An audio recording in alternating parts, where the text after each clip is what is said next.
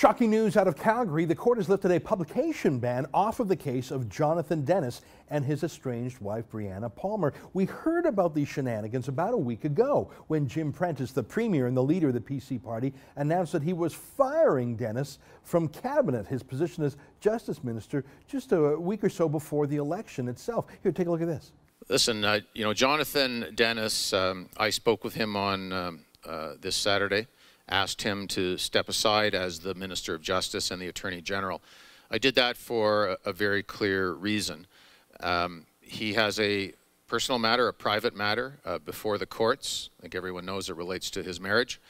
From my perspective as the Premier, you cannot be the Minister of Justice and the Attorney General while you have litigation before the courts.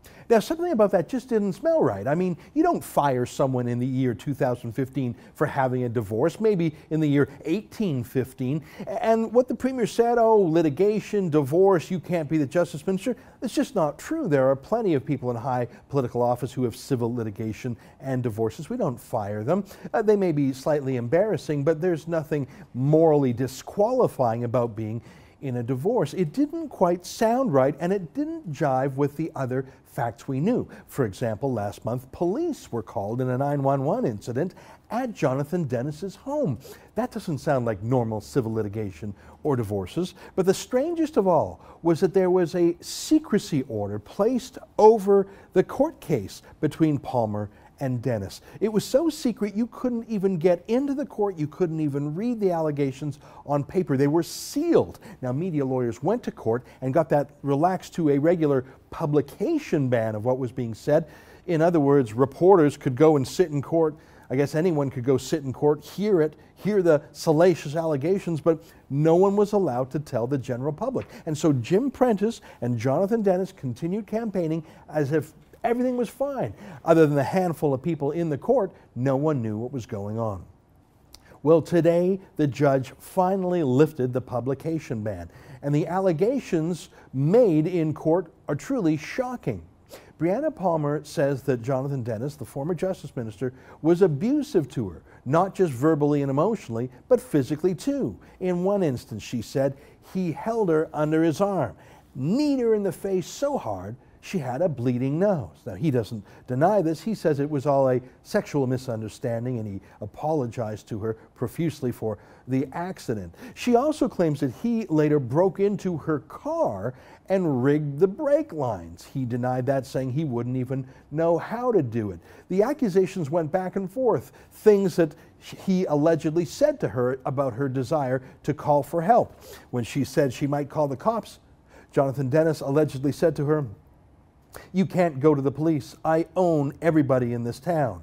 And about other retribution against her, she claims he said, "Somebody else will do his dirty work."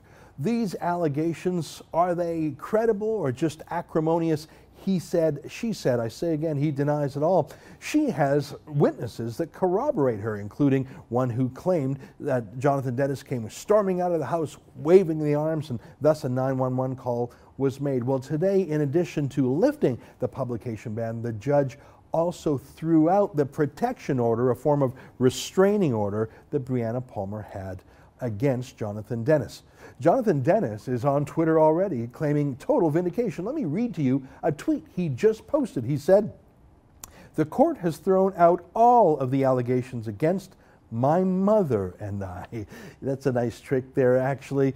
You see, Jonathan Denis's mother was not charged not prosecuted in a divorce, was not the Justice Minister who was sacked. It's a nice way of saying, don't be mean to my mom. Actually, it was you, Jonathan Denis, that the allegations were primarily focused on. But look, the judge said he is dropping the protection order. Obviously, he finds these matters legally questionable, but I have other questions beside the legal veracity of Brianna Palmer's claims.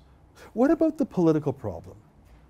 What about the fact that Jim Prentice knew about these accusations, thought they were serious enough to sack Jonathan Denis from cabinet, but not serious enough to remove him as a PC candidate or to tell the voters of Calgary, Acadia, or indeed the rest of the province what the matter was. How can you find something so odious, so troublesome, so worrisome, so morally compromising that you sack a man from cabinet, but he's still good enough to run in Calgary, Acadia? How do you keep those facts secret from the voters and the media who are clamoring to know? How do you sort of walk around with a smirk on your face, as Jim Prentice did, knowing the allegations against Denis, but keeping them covered up? How can you be part of this and have it not look like just more of a 44-year insiders scratching each other's back, one-party state that Alberta is accused of being? I don't know the truth about what happened between Brianna Palmer and Jonathan Denis. They're obviously a very unhappy couple that don't belong together. For the past week, Jim Prentice has willfully withheld key information about Jonathan Denis from the voting public. He telegraphed that something was desperately wrong when he fired him from cabinet, but he kept those facts a secret from voters because he knew that having a man with such controversy and scandal around him would just look bad in an election. That's the point Jonathan Denis made, saying this was an election ploy. If so, let the voters decide. It's quite ironic that this lifting of the publication ban comes on the eve of the election. Look, there are a lot of reasons to throw out the PC bums. A lot of people are just disgusted at their budget, the most wasteful, highest tax, highest deficit budget in Alberta history. Really, if you're going to get an NDP government, why not get the real thing? There's also the undemocratic midnight deal they struck with Danielle Smith, getting her to dissolve the opposition Wild Rose Party. A very undemocratic move, a move that should be left to voters, not some tricksters in the smoky back rooms. There's the general corruption and the inside dealing that the PC party would naturally have after 44 years in office.